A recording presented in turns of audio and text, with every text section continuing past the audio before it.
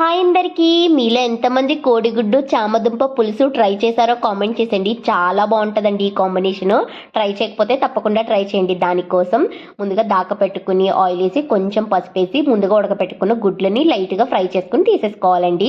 గుడ్లు ఫ్రై అయిపోయిన తర్వాత మనం ఆల్రెడీ చామదుంపల్ని ఉడకబెట్టి పైన తొక్క తీసేసిన వాటిని కూడా ఆయిల్లో కొంచెం సేపు ఒక 2 మినిట్స్ ఫ్రై చేసుకుని తీసేసుకోవాలి. ఇప్పుడు అదే దాకలో కొంచెం ఆయిల్ వేసి జీలకర్ర, ఉల్లిపాయలు, పచ్చిమిర్చి, ఫ్రెష్ కరివేపాకు కూడా వేసి మూత పెట్టి ఉల్లిపాయలు మగ్గిన తర్వాత అందులోనే ఫ్రెష్ అల్లం వెల్లుల్లి పేస్ట్ కూడా వేసి పచ్చివాసన పోయేదాకా వేయించుకోవాలి.